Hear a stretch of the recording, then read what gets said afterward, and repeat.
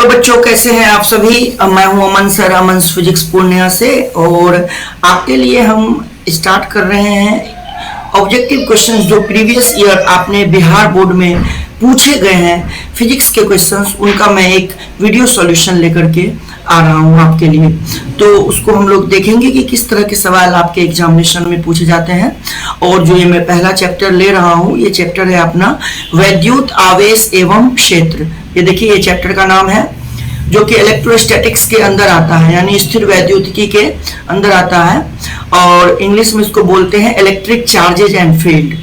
जरा आप गौर करेंगे तो आप देखेंगे कि 2023 में इससे ऑब्जेक्टिव क्वेश्चन जो पूछे गए थे वो 8 ऑब्जेक्टिव क्वेश्चन 2023 में केवल इलेक्ट्रिक चार्जेज एंड फील्ड से पूछे गए थे। यानी और अगर आप 2011 को देखो तो 2011 में 4 नंबर थे ऑब्जेक्टिव से और 5 नंबर थे दीर्घ में, यानी 9 नंबर। 2022 को देखो जरा तो 7 नंबर थे ऑब्जेक्टिव में, 1-2 नंबर का क्वेश्चन था यानी 9 हो गया, और एक क्वेश्चन लॉन्ग में था 5 नंबर का, यानी 14 मार्क्स का क्वेश्चन हो गया। तो वेटेज के हिसाब से ये बहुत ही अच्छा चैप्टर है। 2021 को देखोगे तो 10 नंबर जो है वो ऑब्जेक्टिव में पूछे गए थे और 2 क्वेश्चन 2 नंबर में पूछे गए थे। 2 गुना 2 4 नंबर, यानी 14 मार्क्स के क्वेश्चन पूछे गए थे। तो ऐसा अनुमान है कि इस बार भी लगभग 10 मार्क्स के सवाल जो होंगे वो आपके ऑब्जेक्टिव और सब्जेक्टिव मिला करके इस चैप्टर से पूछे जाएंगे। चलिए स्टार्ट करते हैं हम लोग क्वेश्चंस को सॉल्व करना। तो सबसे पहला क्वेश्चन क्या दिया हुआ है कि 1/4 पाई एप्सिलॉन नॉट का मान हमसे पूछा गया है। मात्रक देख लीजिए, जो भी मात्रक दिए हुए हैं वो सारे मात्रक सेम दिए हुए हैं। अब आप जानते हैं कि 1/4 पाई एप्सिलॉन नॉट किसके बराबर होता है, तो k के बराबर होता है। ये तब लिखते हैं 1/4 पाई एप्सिलॉन नॉट जब हम लोग बात करते हैं k हवा के बारे में या निर्वात के बारे में।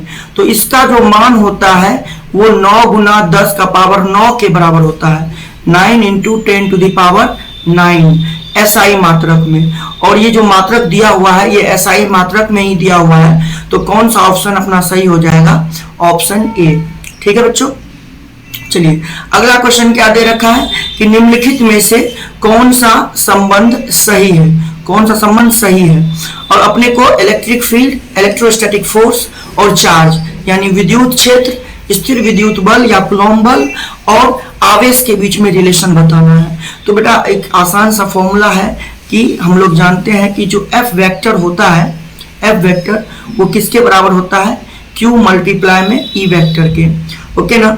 सो ये F क्या है, ये है स्थिर वैद्युत बल, और ये E क्या है, ये है विद्युत क्षेत्र की तीव्रता। तो ये जो E वेक्टर है इसका वैल्यू कितने के बराबर हो जाएगा, तो ये हो जाएगा F वेक्टर अपॉन में Q के। अब आप चेक करिए कि ये कहाँ दिया हुआ है, ये भी ऑप्शन ए में दिया हुआ है। ओके, आगे चलते हैं। नेक्स्ट सवाल कह रहा है विद्युतीय द्विध्रुव आघूर्ण। देखिए विद्युतीय द्विध्रुव आघूर्ण, इसका SI मात्रक पूछ रहा है, क्या होगा। तो अपने को पता है कि विद्युत द्विध्रुव आघूर्ण को P वेक्टर से डिनोट करते हैं, यानी सूचित करते हैं। और इसकी दिशा जो होती है वो एक द्विध्रुव में ऋणात्मक आवेश से धनात्मक आवेश की तरफ होती है। ओके, क्लियर है। तो P वेक्टर को हम लोग क्या लिखते हैं, फॉर्मूला क्या होता है, तो आवेश का परिमाण और गुना में ऋणात्मक और धनात्मक आवेश के बीच की दूरी, उन दोनों को गुना करते हैं। क्लियर है ना, जिनको हम लोग द्विध्रुव लंबाई भी कहते हैं। तो यहां से हम लोग SI मात्रक निकाल लेंगे।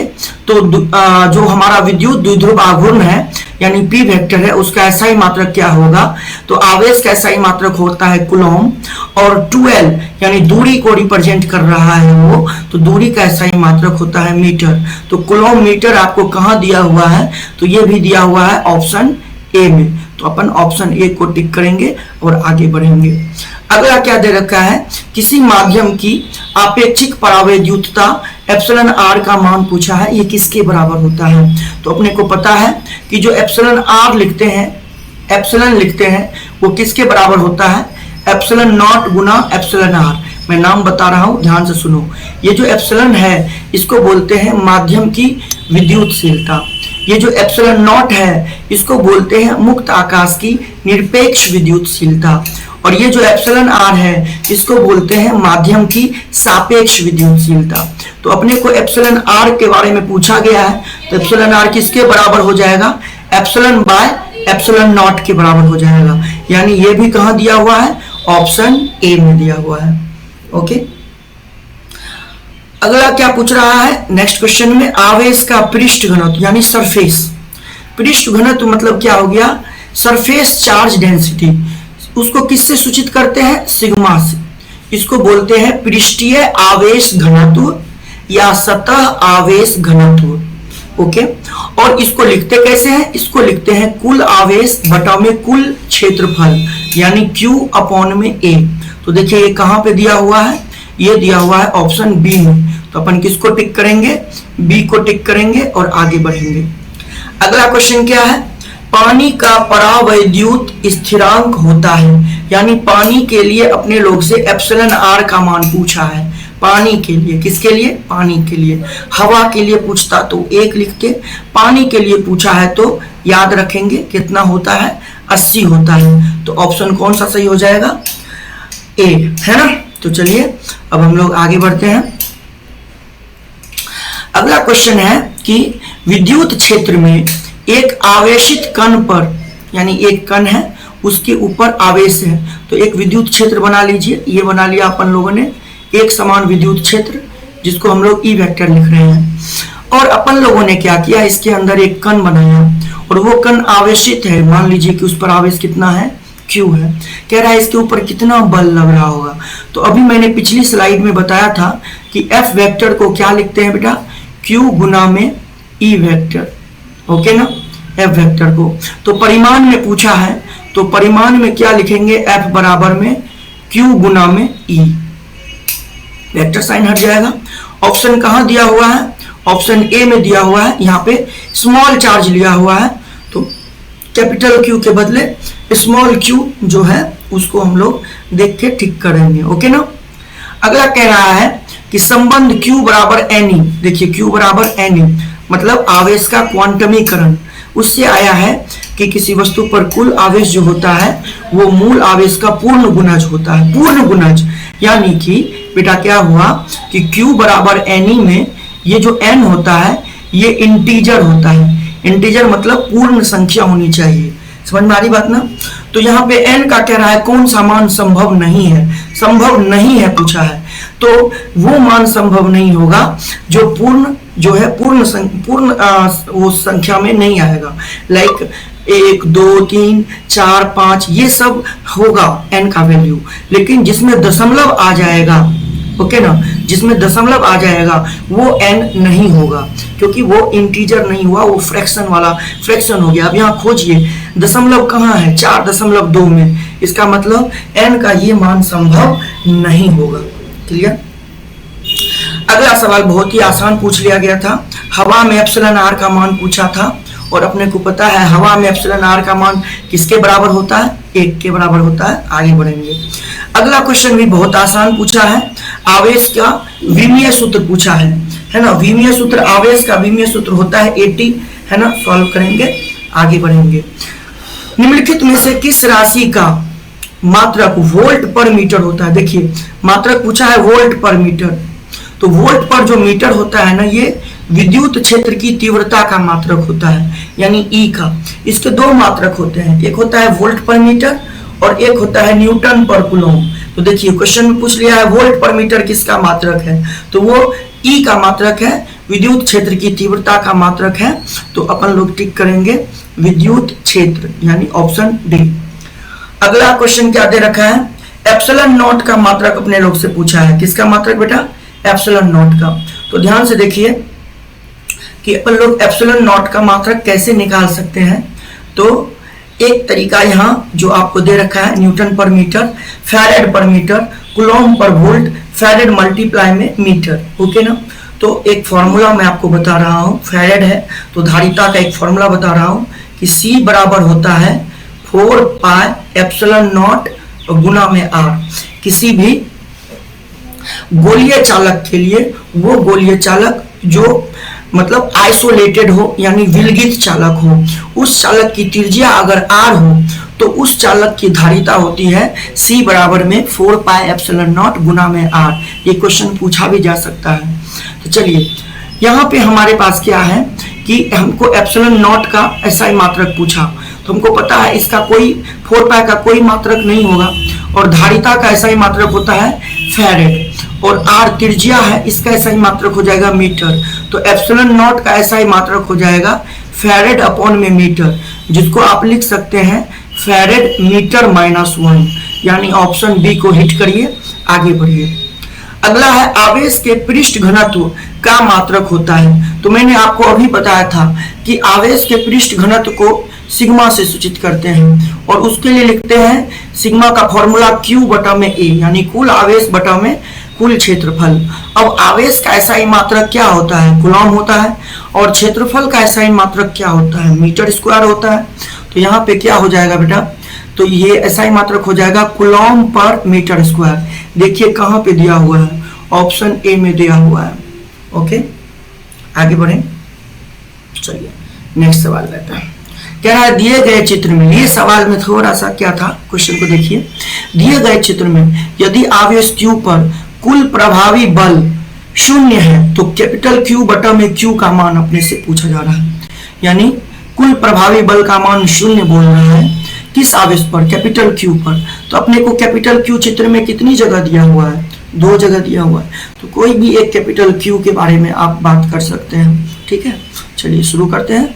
तो इसके लिए अपन सबसे पहले क्या करेंगे, एक स्लाइड ले लेते हैं इस तरह से, और ये रहा आपका कैपिटल Q, और यहाँ पे कैपिटल Q है, और यहाँ छोटा q, यहाँ भी छोटा q, ये r है, ये r है।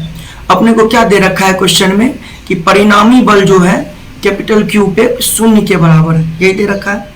चलिए अब अपन लोग क्या करेंगे, सबसे पहले अपन किसी एक आवेश को टारगेट करिए जिसपे कैपिटल Q को, है ना, क्योंकि अपने को परिणामी बल Q जो है वो 0 करना है, किसके ऊपर, Q के ही ऊपर।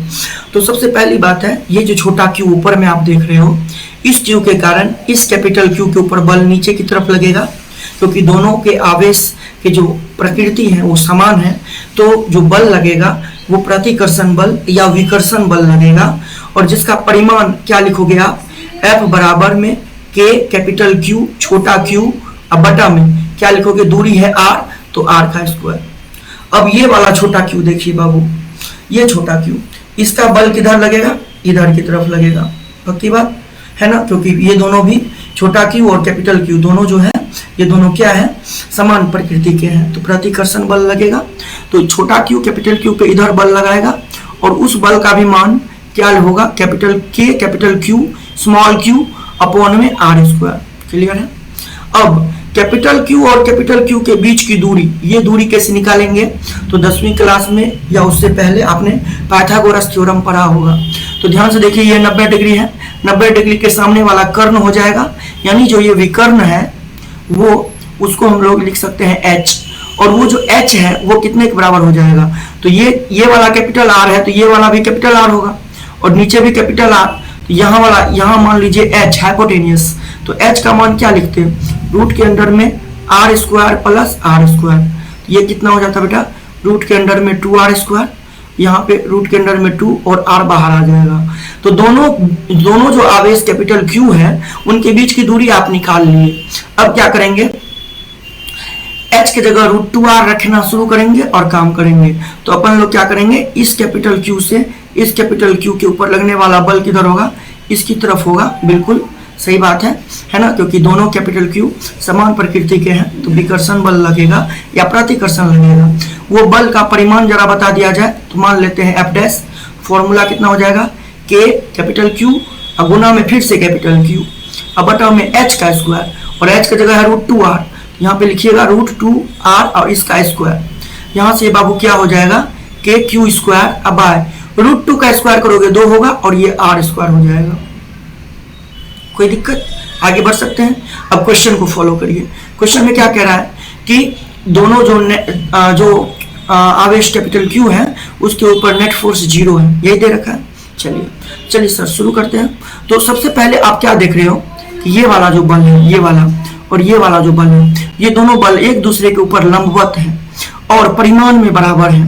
तो परिणामी बल जो होगा इन दोनों बल का, उसकी दिशा किधर होगी, उसी की तरफ जिधर हमने एफ डैश लिखा है, यानी एफ इसका मान डबल डैश कर देते हैं। तो एफ डबल डैश किसके बराबर हो जाएगा, तो जब भी दो बल लंबवत हो एक दूसरे के तो परिणामी होता है रूट के अंडर में ए स्क्वायर प्लस बी स्क्वायर। तो ए को रिप्लेस कर दीजिए फोर्स से, तो F square plus F square, यानी ये हो जाएगा रूट के अंडर में 2f स्क्वायर, यानी हो जाएगा रूट 2f।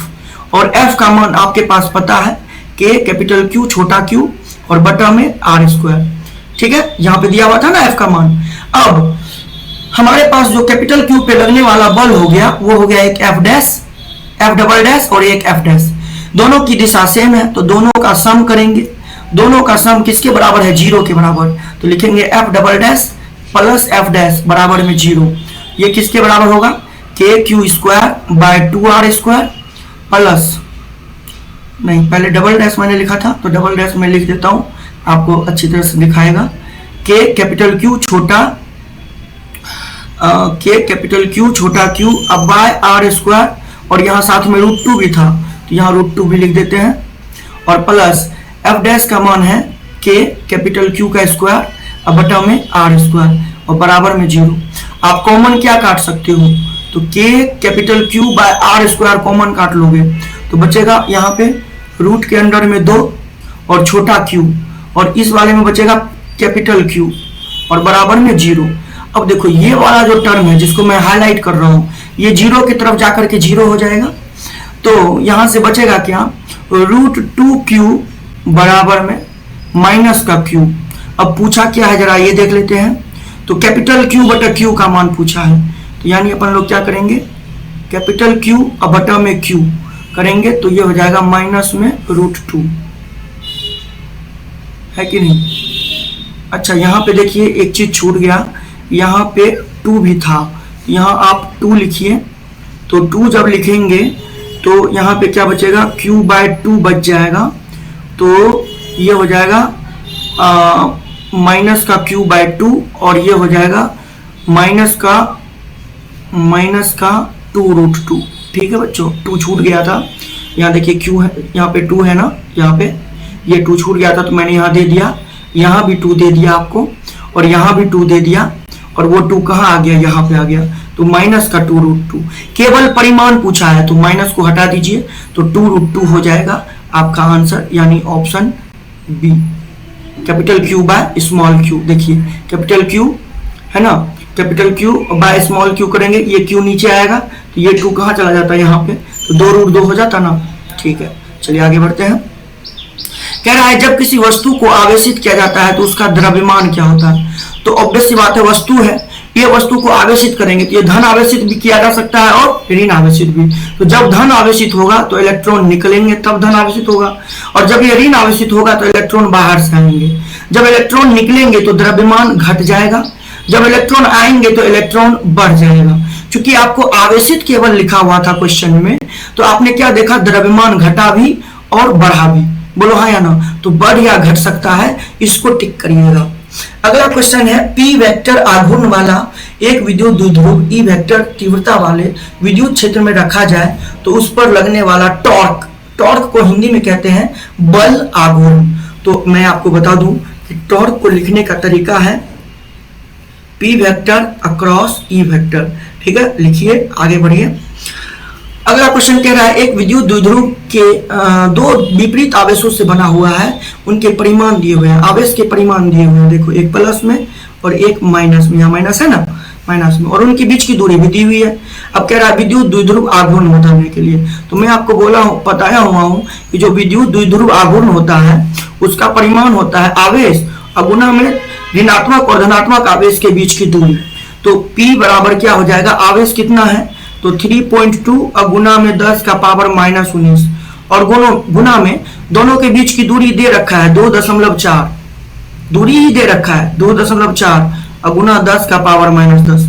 अब 3.2 को 2.4 से अपन लोग गुना करेंगे, तो चलिए यहाँ कर लेते हैं।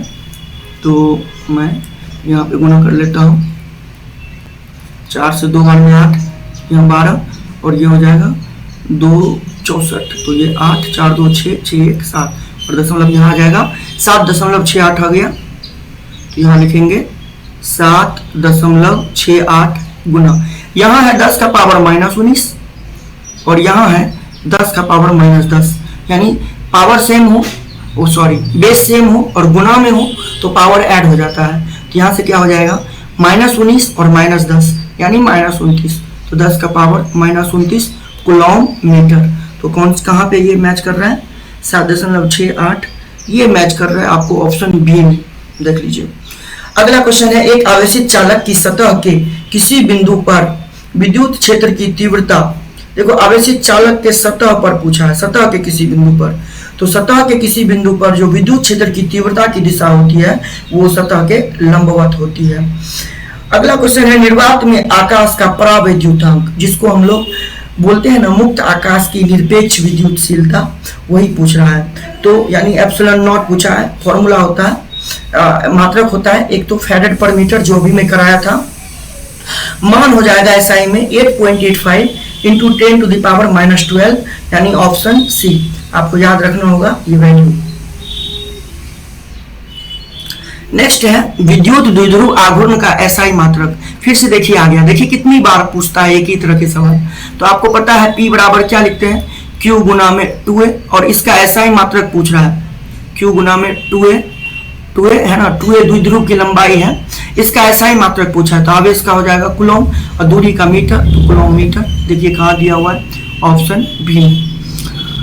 अगला है विद्युत क्षेत्र का एसआई मात्रक, देखिए फिर से पूछ लिया, ई का एसआई मात्रक मैंने 2 ठो बताया था, एक न्यूटन पर कूलॉम, एक वोल्ट पर मीटर, यहाँ पे कौन सा है, न्यूटन पर कूलॉम। देखिए कूलॉम को ऊपर लेके जाएंगे, कूलॉम पे -1 हो जाएगा, यानी ऑप्शन बी। अगला क्वेश्चन पूछा है, एक स्टेट कूलॉम कितने कूलॉम के बराबर है, तो मैं आपको बता दूं कि आवेश का एसआई मात्रक होता है कूलॉम, आवेश का सीजीएस मात्रक होता है स्टेट कूलॉम, और एक कूलॉम बराबर होता है 3 × 10⁻9 स्टेट कूलॉम के, ठीक है। तो अपने से पूछा है एक स्टेट कूलॉम कितने के बराबर, तो ये हो जाएगा 1/3 × 10⁻9 और ये इतना कूलॉम के, तो 1/3 को छोड़ दीजिए और 10⁻9 ऊपर गया तो -9 इतना कूलॉम, तो ये कहाँ दिया हुआ है, ऑप्शन डी में। अगला है एक कूलॉम आवेश कितने के बराबर हो जाएगा, तो एक कूलॉम कितने स्टेट कूलॉम के बराबर है, 3 × 10⁻9, स्टेट कूलॉम को ESU भी कहते हैं, यानी ऑप्शन कौन सा हो जाएगा, ऑप्शन ए। अगला है इलेक्ट्रॉन का विशिष्ट आवेश, बेटा विशिष्ट आवेश लिखा हुआ है यहाँ, इसका मतलब इलेक्ट्रॉन का आवेश और बटा में इलेक्ट्रॉन का द्रव्यमान, तो इलेक्ट्रॉन का आवेश होता है 1.6 × 10⁻−19 कूलॉम माइनस के साथ, लेकिन यहाँ पे केवल हम लोग परिमाण लिखेंगे तो मैं माइनस हटा देता हूँ। अब बटा में इलेक्ट्रॉन का द्रव्यमान तो 9.1 × 10⁻−31, इसको सॉल्व करोगे तो जो आपको आएगा काटने के बाद ऑप्शन ए आएगा। अगला क्यों, क्योंकि 10⁻−31 से ऊपर गया तो 10⁻31 हो जाएगा, 31 में से 19 गया तो 10⁻12, अब 10⁻31 में से 19 गया तो 10⁻12 हो जाएगा ना, 10⁻12, तो 10⁻12 यहाँ पे ये क्या दिया हुआ है, ये तो गलत दिया हुआ है बच्चों, क्योंकि -31 ऊपर गया तो +31 होगा, तो ये हो जाएगा दशमलव को हटा दीजिए तो 16/91 और गुना 10⁻12 होगा, यानी सॉल्व करेंगे तो 10⁻11 के आसपास होगा, यहाँ माइनस नहीं होगा, यहाँ प्लस का चिन्ह होगा, यहाँ पे कैसा चिन्ह होगा, प्लस का, इसको मैं हटा देता हूँ। ओके, और मात्रक होता है तो ऊपर ई है और नीचे एम है, तो इलेक्ट्रॉन का ऐसा यूनिट हो गया चार्ज ना है, तो ऊपर होगा कूलॉम और नीचे द्रव्यमान है तो क्या हो जाएगा केजी, तो कूलॉम पर केजी, तो वैल्यू थोड़ा सा देख लीजिए, यहाँ पे माइनस मिसप्रिंट है। ओके, अगला क्वेश्चन कह रहा है स्थिर विद्युतीय क्षेत्र कैसा होता है, तो स्थिर विद्युतीय क्षेत्र कंजर्वेटिव होता है, यानी संरक्षी होता है। अगला कह रहा है इनमें से कौन सी राशि अदिश राशि है, कौन सी राशि अदिश राशि, तो आवेश जो है ये देखो, आवेश भी अदिश राशि है, धारिता भी अदिश राशि है और विद्युत विभव भी अदिश राशि है। थोड़ा सा रुक के, तो आंसर हो जाएगा उपयुक्त सभी। अगला फिर से ये सवाल आ गया, देखिए किसी बिंदु पर विद्युत क्षेत्र की तीव्रता क्या होगी। तो मैं बता चुका हूं E बराबर में F/Q। ये सवाल भी फिर से आ गया है, 2022 में पूछा गया। आवेश का पृष्ठ घनत्व, तो सिग्मा बराबर में क्या होता है Q/A। अगला है कूलॉम के नियम का सदिश रूप। तो कूलॉम के नियम का जो सदिश रूप होता है वो होता है F वेक्टर बराबर में, है ना, K की जगह ये Q1 Q2 अब बटा में R का क्यूब और यहाँ R वेक्टर, यानी ऑप्शन ए। अगला दे रखा है निम्नलिखित में से कौन इलेक्ट्रॉन पर आवेश के लिए सही है, यानी इलेक्ट्रॉन पे कितना आवेश होता है परिमाण में पूछा है। तो ऑप्शन अभी आपने देखा था, ऑप्शन डी हो जाएगा। अगला क्वेश्चन है विद्युत क्षेत्र की तीव्रता का एसआई मात्रक, यानी ई का एसआई मात्रक। फिर से रिपीट हुआ क्वेश्चन, देखो बेटा, तो न्यूटन पर कूलॉम। चलिए अगला विद्युत फ्लक्स का एसआई मात्रक। तो फ्लक्स बराबर क्या होता है, विद्युत फ्लक्स का फॉर्मूला ई गुना ए। अब ई को क्या, ई का एसआई मात्रक क्या होता है वोल्ट पर मीटर, और क्षेत्रफल का होता है मीटर स्क्वायर। तो एम से एम एक तो कट जाएगा, क्या बचेगा बेटा वोल्ट मीटर। कहीं दिया हुआ है, ऑप्शन सी में दिया हुआ है। अगला यदि किसी गोलीय पृष्ठ के अंदर, एक गोलीय पृष्ठ है उसके अंदर प्लस क्यू का आवेश रख दिया गया तो कितना फ्लक्स बाहर निकलेगा। तो गॉस के नियम से हम जानते हैं कि बंद सतह से जो फ्लक्स होता है वो क्यू इन बटा एप्सिलॉन नॉट होता है। तो इस बंद सतह के अंदर कितना आवेश है, केवल क्यू, ये हो जाएगा क्यू बटा में एप्सिलॉन नॉट। कहाँ है, ऑप्शन बी में। चालक पदार्थ से बने, देखिए चालक से बना हुआ है असीमित आवेशित पतली चादर की सतह के निकट किसी बिंदु पर विद्युत क्षेत्र की तीव्रता का मान होता है। यानी अपने से पूछ लिया कि चालक पदार्थ से बना हुआ है, चालक पदार्थ से बना हुआ है और ये पतली चादर है, ये चालक है, ये चालक है। जैसे ही चालक को आवेश देंगे तो इधर भी आवेश आ जाएगा, इस सतह पे भी और इस सतह पे भी आवेश हो जाएगा, यानी उसके दोनों सतह पे आवेश जो है वो वितरित हो जाएंगे, दोनों बाहरी सतह पे। और ये पतली चादर है तो इसकी वजह से जो इलेक्ट्रिक फील्ड होता है वो होता है सिग्मा बटा में एप्सिलॉन नॉट। क्यों, इसकी वजह से भी, इस सतह की वजह से भी होगा सिग्मा बटा 2 एप्सिलॉन नॉट, और इस वाले सतह की वजह से भी होगा सिग्मा बाय 2 एप्सिलॉन नॉट। दोनों को जोड़ेंगे तो सिग्मा बाय एप्सिलॉन नॉट होगा, कहीं है ऑप्शन बी में। किसी आवेशित खोखले गोलाकार चालक के भीतर, देखिए एक आवेशित खोखला गोला है, मान लीजिए ये खोखला गोला है, और इस गोलाकार चालक के भीतर अपने को खोखला गोला है, आवेशित है, चालक है। तो आपको मैं बता दूं कि कोई भी गोलाकार चालक हो, चाहे वो ठोस हो चाहे वो खोखला हो, जब आप आवेश देंगे तो वो आवेश उसके बाहरी सतह पे जाते हैं, है ना, म्यूचुअल रिपल्सन की वजह से, यानी आपस में प्रतिकर्षण बल की वजह से। और जो आवेश सारे के सारे बाहर चले जाएंगे, अंदर कोई आवेश नहीं बचेगा, तो गॉस के नियम के अकॉर्डिंग अंदर इलेक्ट्रिक फील्ड 0 हो जाएगा। तो इन साइड में इलेक्ट्रिक फील्ड जो होगा वो 0 होगा, तो आंसर क्या हो जाएगा 0। अगला क्वेश्चन जो ये क्वेश्चन 2023 में पूछा गया था, 13 नहीं 23 में, 23 पूछा था। क्या क्वेश्चन पूछा था, ये देखिए कि गोला है, उस पर आवेश है 10 माइक्रोकूलम, उसकी सतह पर विद्युतीय फ्लक्स का मान। तो फाई बराबर होता है, अपने को बताया विद्युतीय फ्लक्स पूछा है, तो फाई बराबर होता है क्यू इन बटा में एप्सिलॉन नॉट। फाई बराबर क्या होता है, क्यू इन बटा में एप्सिलॉन नॉट। तो अपने को कितना आवेश दे रखा है गोले पे, 10 माइक्रोकूलम, यानी 10 गुना 10 का पावर -6, अब गुना में 1 बटा में एप्सिलॉन नॉट लिख दिए। हम जानते हैं कि सर के बराबर होता है 1/4 पाई एप्सिलॉन नॉट। सर के का मान तब कितना हो जाता है, 9 गुना 10 का पावर 9, 1/4 पाई एप्सिलॉन नॉट के लिए 1/4 पाई यहाँ रखिए और इसको लिखिए गुना में 1/एप्सिलॉन नॉट।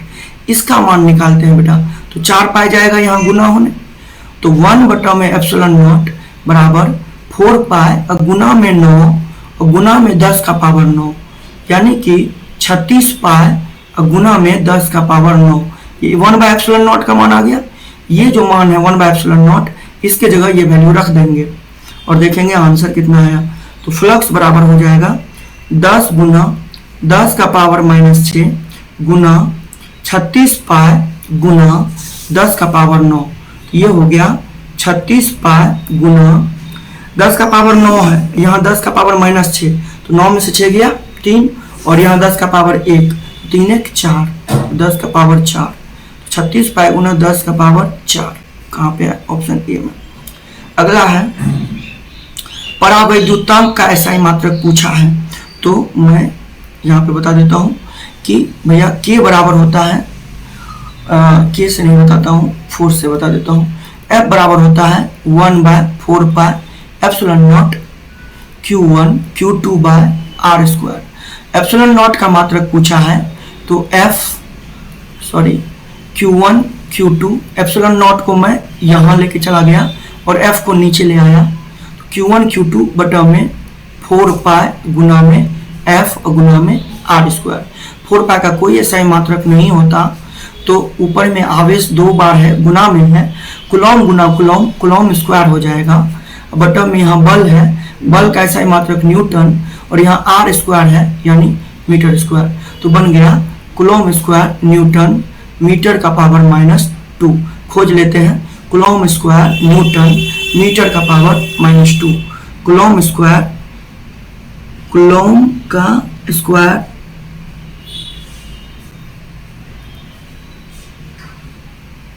न्यूटन ऊपर गया तो बेटा न्यूटन में -1 होगा, ये मिस्टेक हो गया, इसको ऊपर लेके जाना था ना, तो न्यूटन ऊपर गया ना, तो न्यूटन का पावर -1 मीटर का पावर -2। ये देखिए ये कहाँ पे है, तो ये है कुलॉम स्क्वायर न्यूटन का पावर -1 और मीटर का पावर -2, ऑप्शन डी में है। हो गया, करके देखे अपन लोगों ने, है ना इस चीज को।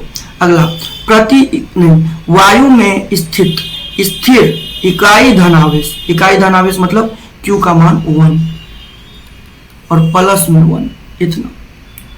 वायु में निकलने वाले संपूर्ण विद्युत फ्लक्स का मान होता है, तो आपको पता है बेटा फ्लक्स बराबर क्या लिखेंगे, Q बटा में एप्सिलॉन नॉट लिखेंगे, Q इन होता है एक्चुअल में, तो यहाँ पे क्या हो जाएगा, Q की जगह 1 लिखेंगे आप, 1 बटा एप्सिलॉन नॉट, इसको क्या लिख सकते हैं, एप्सिलॉन नॉट का पावर -1, तो यहाँ पे क्या हो जाएगा, एप्सिलॉन नॉट का पावर -1 यानी ऑप्शन बी। प्रति इकाई आवेश पर लगने वाले बल को क्या कहते हैं, तो ऑब्वियस सी बात है कि अपने को पता है E बराबर क्या होता है, F बटा में Q, तो ये बल है और आवेश का मान 1 कूलम, तो प्रति इकाई आवेश पर लगने वाले बल को क्या कहेंगे, विद्युत क्षेत्र की तीव्रता यानी विद्युत क्षेत्र यानी ऑप्शन सी। और अगला सवाल क्या है, अगला सवाल है कि आवेश का परिमाणीकरण दर्शाता है कि, आवेश का परिमाणीकरण मतलब क्वांटम क्या कहेंगे, क्वांटाइजेशन ऑफ इलेक्ट्रिक चार्ज, जिसको हम लोग कैसे लिखते हैं बेटा, Q बराबर में Ne, क्वांटमीकरण Q बराबर में Ne। तो ये जो हमारा n है, ये जो हमारा n है ये इंटीजर होता है, यानी कि क्या कहेंगे, क्या यानी किसी भी कण पर एक न्यूनतम अनुमेय आवेश होता है, किसी भी कण पे एक न्यूनतम अनुमेय आवेश होता है। तो हमने 40 क्वेश्चन सॉल्व आउट किए हैं, आज हम लोग सॉल्व किए हैं 40 क्वेश्चन को। आप लोग इस वीडियो को देखें, कहीं कहीं ऐसा है कि कैलकुलेशन करने के टाइम में थोड़ा मिसप्रिंट है, तो उसको मैं सही करा दिया हूँ, वापस से उसको करेक्ट कर दिया हूँ। तो आप लोग वीडियो को पूरा देखें, आराम से देखें, सीखें इसको, और करने के तरीकों के ऊपर थोड़ा गौर करें। चलिए मैं रखता हूँ, और अब मिलेंगे हम लोग अगले वीडियो लेक्चर में, तब तक बने रहिए अमन फिजिक्स पूर्णिया पे। Thank you so much, thank you.